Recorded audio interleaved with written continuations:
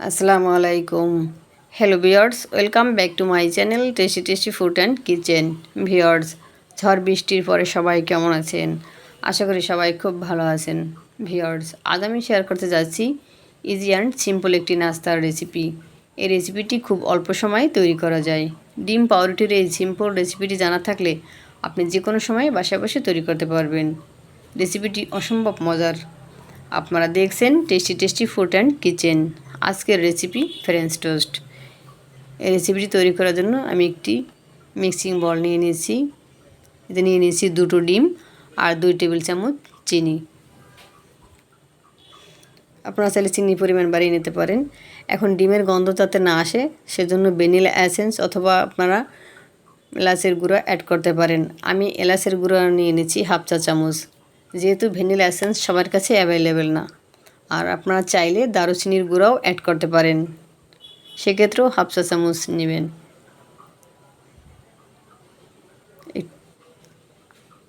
একটু হ্যান্ডউইক্সের সাহায্যে একটু মিশিয়ে নিচ্ছি।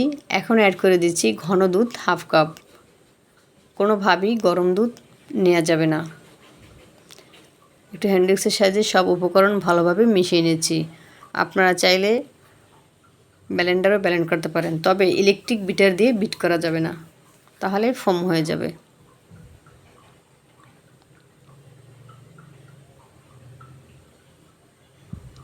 আমার মিশ্রণটা রেডি, এক পাশে রেখে দিচ্ছি।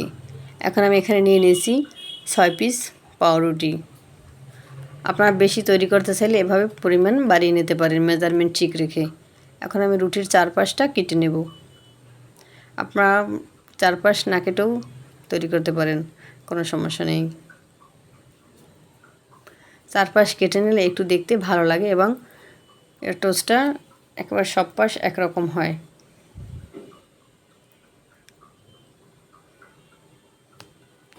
চারপাশে আমি কেটে নিয়েছি, আর এই চারপাশে কাটা অংশগুলো এগুলো আমি রেখে দেব। এগুলো মানে অনেক সফট তৈরিতে কাজে লাগে। আপনারা চাইলে যে কোনো রেসিপি এটা দিয়ে তৈরি করতে পারেন, ঝাল অথবা মিষ্টি।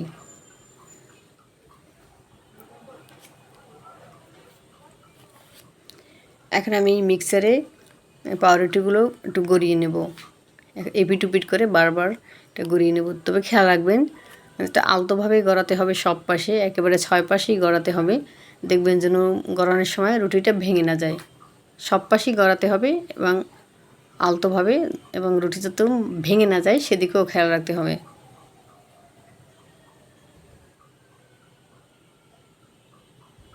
আমি 3 পিস করে একসাথে করে নেব।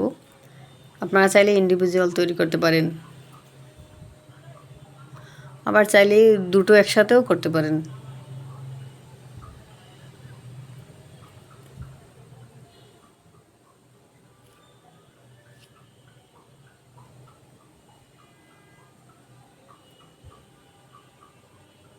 এই দেখুন 3টা একসাথে করে আমি নিয়ে নিয়েছি। এখন 3টাই একবারে আটকে গিয়েছে একসাথে।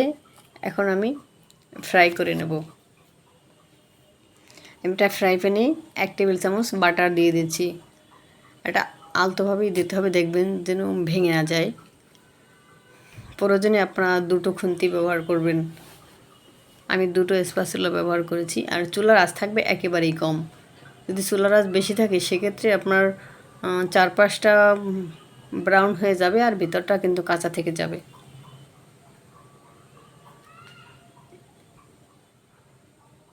একটু সব পাশ একটু নেড়ে চেড়ে তারপর ভাজতে হবে। আমি আরও একটু বাটার অ্যাড করে দিচ্ছি।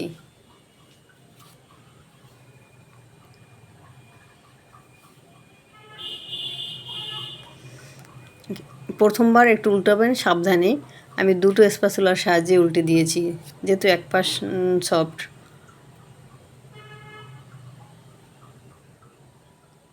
একটু ব্রাউন করে ভেজে নিচ্ছি। এখন 2টো স্প্যাচুলার সাহায্যে আমি উল্টে নিয়েছি, মানে এটার একেবারে 6 পাশ ভেজে নিতে হবে।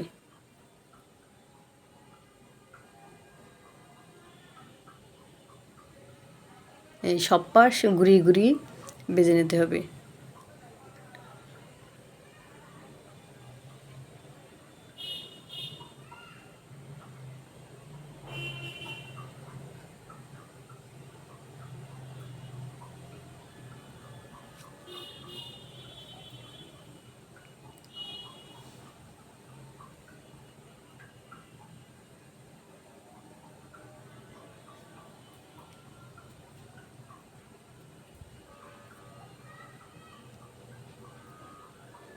একটু ব্রাউন কালার করে আমি ভেজে নিচ্ছি। দেখুন, আপনাদের ভালো লাগলে গরম অবস্থায় মধু অ্যাড করে দিতে পারেন। আমি যেহেতু চিনির পরিমাণটা বেশি দিয়েছি, আমি অ্যাড করব না।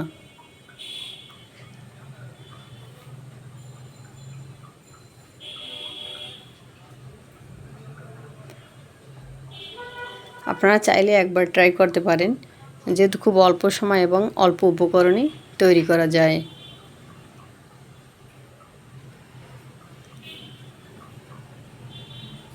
এটা খুবই সফট।